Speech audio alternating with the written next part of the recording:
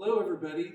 The first thing I want to do is introduce myself because everybody probably doesn't know my name. So my name is Jeff France. I was actually raised in Gladwin, moved to Phoenix in 1972, and came back 34 years later. And if you've ever been in Phoenix during the summertime, you know why I'm here in Gladwin and West Branch during the summertime, because it's hotter than heck out there. You probably noticed me up here playing guitar and bass, and I'm the one that kind of moves around and looks like he's having a really good time up here.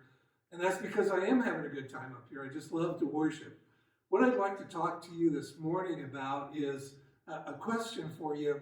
Have you ever been wrong about something? I mean, I'm talking about fundamentally wrong about something that you believed, or fundamentally wrong about an assumption that you made and you were just way off base. I want to tell you about when that happened to me. Well, at least one time that it happened to me. It happens to me all the time. The very first Sunday in 1992 that I played bass guitar at church, we had two services, went through the first service just fine. Between services, this older man and woman came up to me and said, "Could we talk to you?" And I thought, oh boy. Here we go.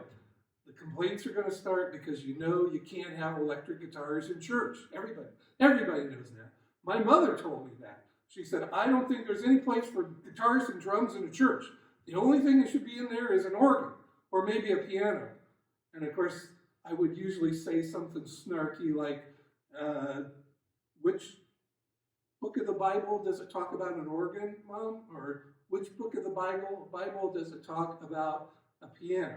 But be that as it may, you can see what my expectation was going to be. An older man, this guy was probably somewhere between 85 and 200 years old. I'm not sure exactly what it was, but I just knew they were going to complain and demand that there be no electric guitars in our church because that just wasn't decent. Well, as it turned out, Mert was this guy's name, Mert, started telling me about his past. And as it turns out, Mert had put himself through college during Prohibition, playing an upright bass in some gin mill in the back alleys of New Jersey. So as I talked to him, and as he was telling me about his experiences and sitting there with a smile on his face, it finally went through my thick head, and I said, "Mert, would you like to try playing my bass?" And this little guy, I will never forget, said, "I believe I would." And so he sat down, put that bass on his knees, starts plunking away, and then the other thing that I will never forget that Mert said, and it's still, I got to tell you, it gives me goosebumps. He looked up at his wife, and there was this twinkle in his eye, and he said, "I may have to get me one of these things." Talk about being wrong. I mean, how wrong could I have been? I got to tell you, there's other things I've been wrong about too. I was brought up in the Methodist Church, not the Free Methodist Church, the other Methodist church that you probably know about. And I knew these verses. God helps those who help themselves. Only problem is, as you probably know, that's not in the Bible. Money is the root of all evil. Only problem with that, as you probably know, is it actually says the love of money is the root of all evil.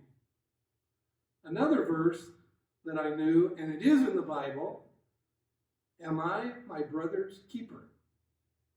One problem with that is those were the words of a murderer after he murdered his brother, and God asked him where his brother was. We got to be careful with what we believe is there. I did some internet surfing, and I was looking, and I was pretty sure I knew the answer to this question, but I looked in several different polls. Now, polls can be all over the place, but approximately, and I'm just averaging this out, approximately 90% of the people in the United States believe that you get to heaven by being good. When pressed, they would say, well, if you don't lie, if you don't steal, if you don't murder, if you're a good person and you do good things, you'll go to heaven. There's several problems with that. Number one, who defines what is good? Am I good? Are you good? Is President Trump good? So we have a slippery slope there because there's a lot of people who might not believe or think that President Trump is a good man. It's very rare that somebody will even say that they're not a good person. Adolf Hitler, believe it or not, believed that he was doing the world a favor by killing Jewish people. Eliminating the Jewish population, he thought the world, in the future, history would record him and be thankful for what he did. He didn't think he was a bad man. That's the problem with just being good. Now, a couple of verses I want to share with you to wind up. Romans 3:23 says, all have sinned and fall short of the glory. All. Not Jeff, not President Trump, not even Pastor David. All have sinned and fall short of the glory of God. James 2:10 says, for the person who keeps all the laws except one is as guilty as the person who has broken all of God's laws.